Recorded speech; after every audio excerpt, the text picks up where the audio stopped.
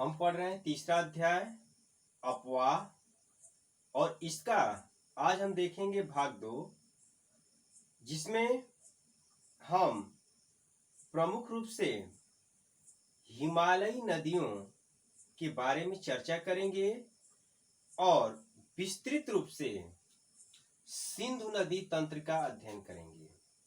ठीक है। और इसके पहले वाले वीडियो में हमने अध्ययन किया था कि नदी द्रोणी क्या है, नदी तंत्र, और साथ ही जो है नदी प्रतिरूपों का अध्ययन किया था, है ना। यानी अपवाह प्रतिरूप क्या है, इसका हमने विस्तृत रूप से अध्ययन किया था। ठीक है। और एक चीज कि आप सभी वीडियो देखते हैं, यदि अभी तक आप हमारे चैनल को सब्सक्राइब नहीं किए हैं तो सब्सक्राइब कर लें, जिससे आप हमारे जितने भी वीडियो हैं वो आप देख सकते हैं, और कोई हम वीडियो बना के अपलोड करेंगे तो इसका लिंक भी आप तक मिलेगा, और अपने साथ साथ अपने दोस्तों में भी आप शेयर कर सकते हैं, इसका लिंक भेज सकते हैं। ठीक है। तो बस इतना ही हमको चाहिए, इससे ज्यादा नहीं। आइए देखते हैं अपवाह, है ना। तो अपवाह तंत्र में सबसे पहले जानेंगे कि जो भारत का अपवाह तंत्र है, इसका अध्ययन हम भारत के भौगोलिक वितरण के विश्लेषण के आधार पर करते हैं।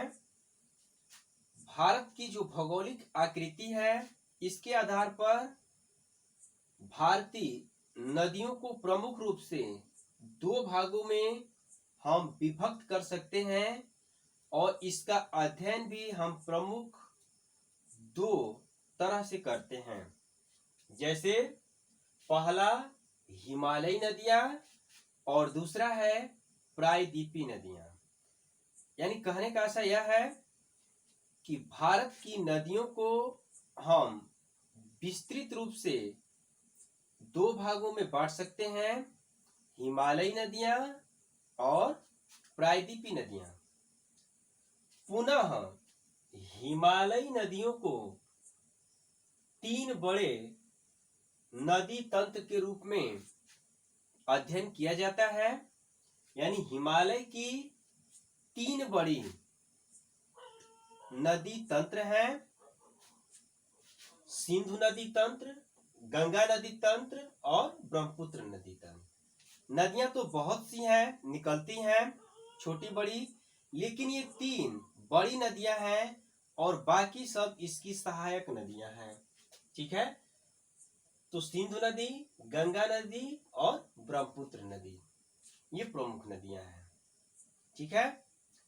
नेक्स्ट समझेंगे कि सिंधु, सतलज, ब्रह्मपुत्र, सिंधु, सतलज, ब्रह्मपुत्र पूर्ववर्ती नदियां हैं। यानी पूर्ववर्ती नदियां किसको कहेंगे? पूर्ववर्ती नदियां अर्थात वे नदियां जो हिमालय के उत्थान से पहले से प्रवाहित होती आ रही हैं, उनको कहते हैं पूर्ववर्ती नदियां, जो आज भी अपने उसी स्थान पर उसी दिशा में प्रवाहित हो रही हैं, जिस पर कि आज से करोड़ों वर्ष पहले अभी हिमालय का उत्थान नहीं हुआ था, हो रही थी।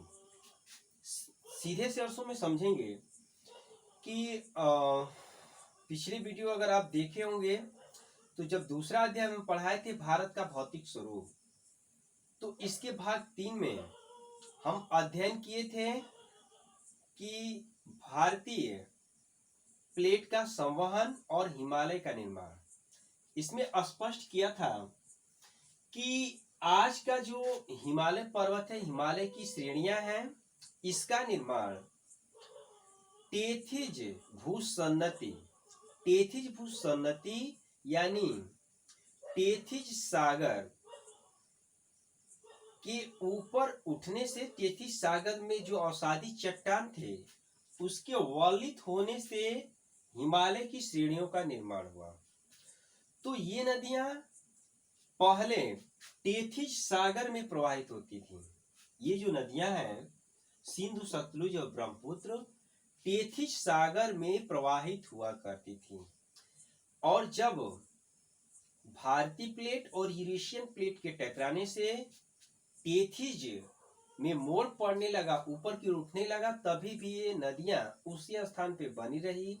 इन्होंने अपना स्थान नहीं बदला और गहरे गाज घाटियों का निर्माण किया। कैसे कि मान लीजिए ये नदी यहाँ प्रवाहित हो रही है और हिमालय का जैसे उत्थान हुआ ऐसे उत्थान हो रहा है, तो आज भी नदियां धीरे धीरे इसी स्थान पे प्रवाहित होती रहीं।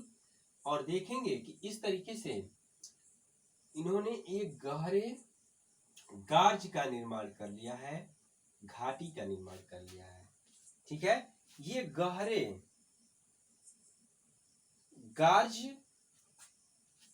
इसको कैनियन भी कहा जाता है। और इस तरह से ये पर्वत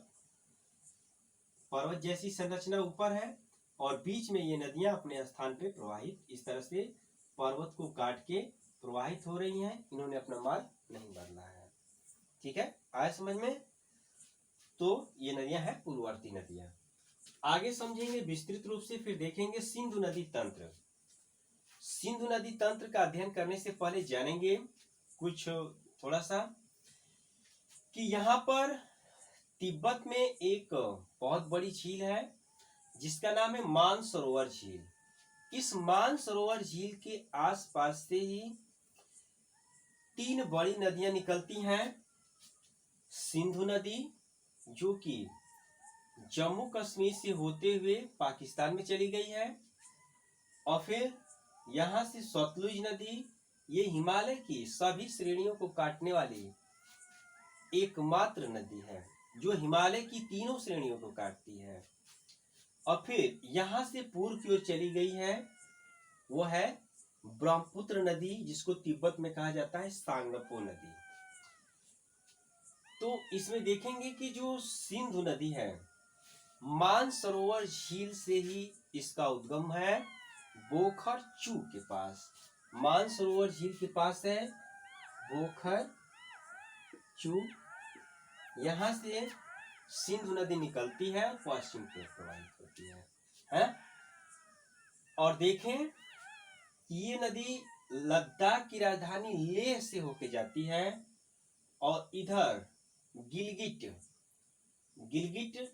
इसके दाहिने ओर से आके मिलने वाली एक सहायक नदी है जो कि इसके दाहिने ओर से आके मिलती है।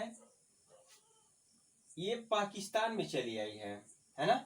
और यहाँ आके देखें कि ये अरब सागर में गिर गई है ना?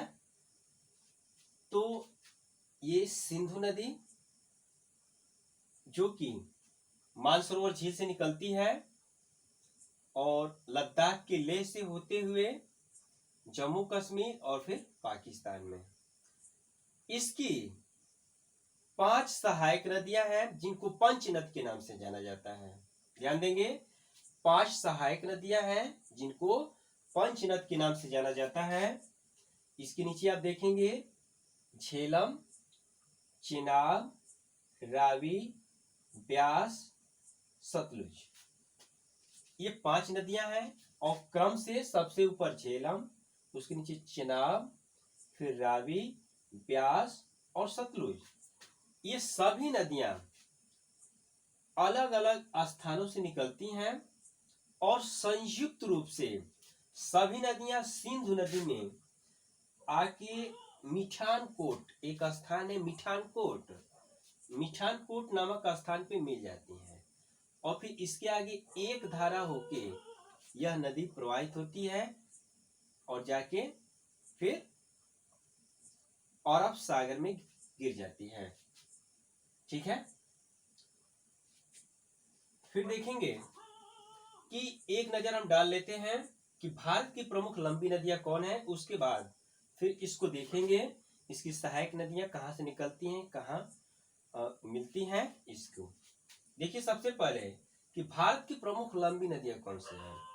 भारत की सबसे लंबी नदी जो है वो ब्रह्मपुत्र नदी है। लंबाई की दृष्टि से सबसे ये बड़ी नदी है, लेकिन इसका ज्यादातर भाग देखें तो भारत के बाहर ही पड़ता है। इसकी लंबाई है 2900 किलोमीटर। फिर देखेंगे दूसरी सबसे लंबी नदी है सिंधु नदी, 2880 किलोमीटर। फिर है गंगा नदी 2525 किलोमीटर। सतलुज नदी 1500 किलोमीटर। गोदावरी नदी 1465 किलोमीटर, जो कि दक्षिण भारत की सबसे बड़ी नदी, लंबी नदी है। यमुना नदी जो कि इसके बाद छठी बड़ी नदी है भारत की, लेकिन यह एक सहायक नदी है, और ये एक सहायक नदी है गंगा की सबसे बड़ी सहायक नदी। ठीक है, तो यह हुआ भारत की प्रमुख लंबी नदियां कौन कौन सी हैं। ठीक है, चलिए आगे देखते हैं ध्यान से कि सिंधु नदी को हमने देखा। अब देखेंगे कि इसके नीचे एक नदी है झेलम नदी।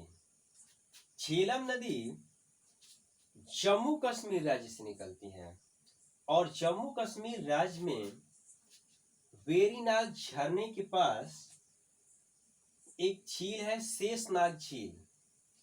शेषनाग झील से निकलती है, और ये अत्यधिक विसर्पित नदी है। विसर्पित नदी का मतलब मोड़ लेते हुए, है ना, ये अधिक मोड़ लेते हुए ये नदी है। और देखेंगे कि यहाँ पर ये नदी आने के बाद बिल्कुल भारत पाकिस्तान की जो सीमा है बिल्कुल इसी के साथ साथ प्रवाहित होती है, और नीचे आने के बाद फिर ये चली जाती है पाकिस्तान में, और आके झेलम नदी चेनाब नदी में मिल जाती है। यानी झेलम नदी किसकी सहायक नदी है, चेनाब नदी की सहायक नदी है, ध्यान देंगे। फिर इसके बाद देखें कि चेनाब नदी, जो चेनाब नदी है इसका उद्गम दो नदियां हैं, चंद्र और चंद्रभागा। दो नदियां हैं, चंद्र और चंद्रभागा। चंद्र और चंद्रभागा नदियां बारालाचाला, एक बारालाचाला दर्रा है, उसके दोनों ओर से चंद्र और चंद्रभागा नदियां निकलती हैं, और यही संयुक्त रूप से जब आगे बढ़ती हैं तो इसको चिनाब कहा जाता है। तो ये चंद्र और चंद्रभागा नदियां संयुक्त रूप से चिनाब कहलाती हैं, जो कि पाकिस्तान में आती है। और आने के बाद फिर देखें कि ये ऐसी नदी है जो सीधे जाके मिठानकोट में मिलती है। यानी सिंधु की विशालतम सबसे बड़ी सहायक नदी चिनाब नदी है, जो सीधे आकर मिठानकोट के पास पाकिस्तान में सिंधु से मिल जाती है, और बाकी नदियां इस चिनाब नदी में ही आके मिलती हैं, ध्यान देंगे। तो इसके पहले हमने बताया कि झेलम नदी जो चिनाब नदी में आके मिलती है। फिर देखेंगे कि इसके नीचे दो नदियां और हैं, रावी नदी और ब्यास नदी। इसको देखते हैं कि रोहतांग दर्रा है।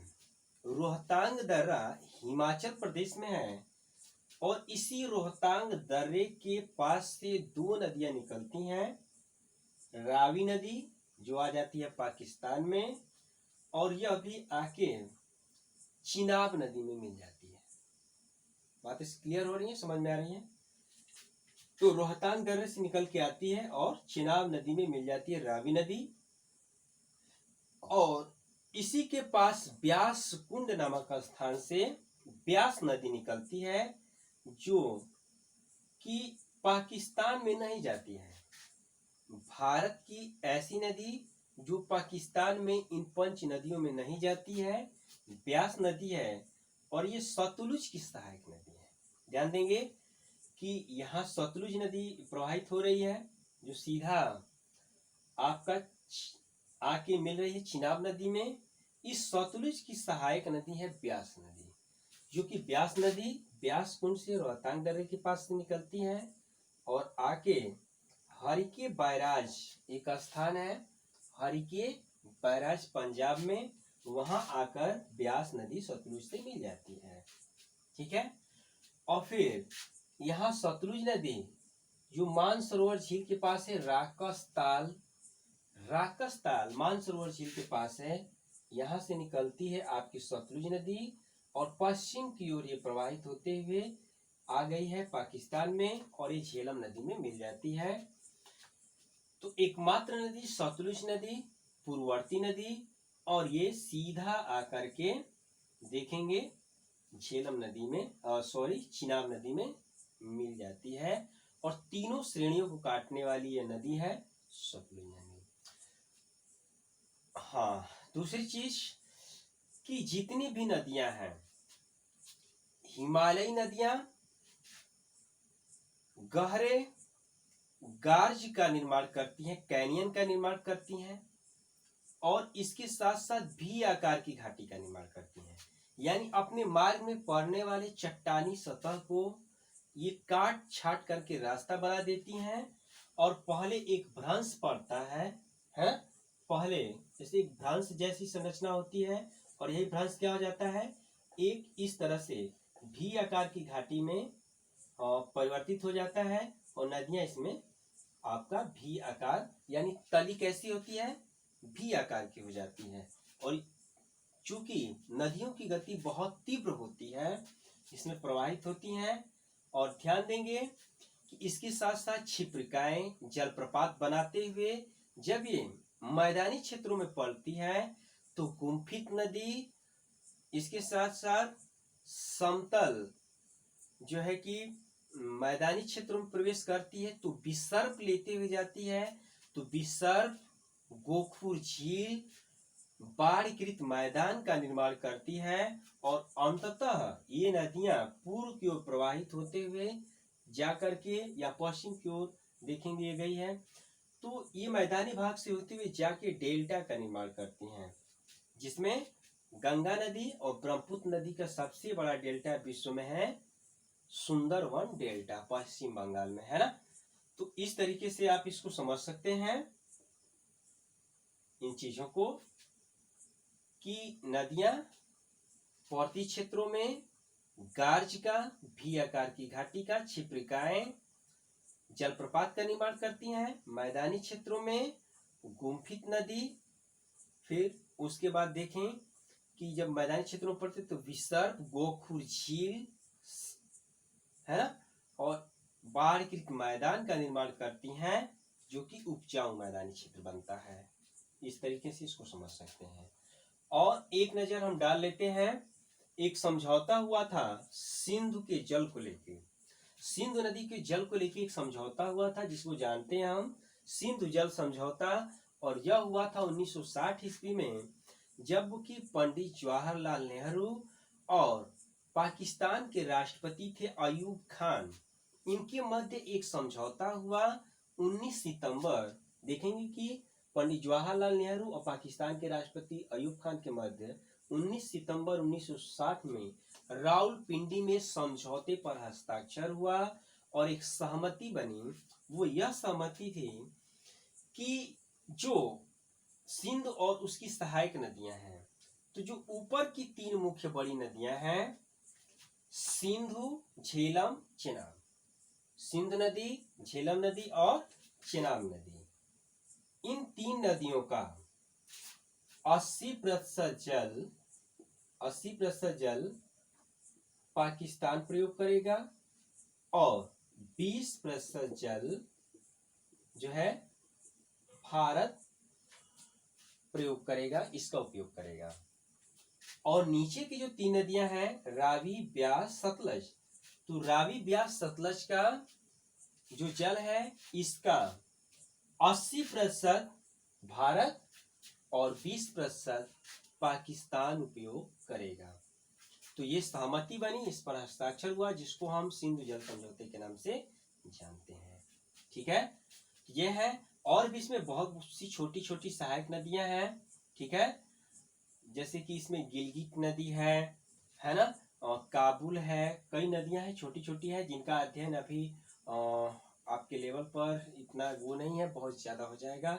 इतना ही आप समझिए अभी प्रमुख कौन कौन सी नदियां हैं, कहाँ से निकलती हैं और किस नदी में जाके मिलती है। संयुक्त रूप से मिठानकोट में मिलती है और फिर अरब सागर में गिर जाती है।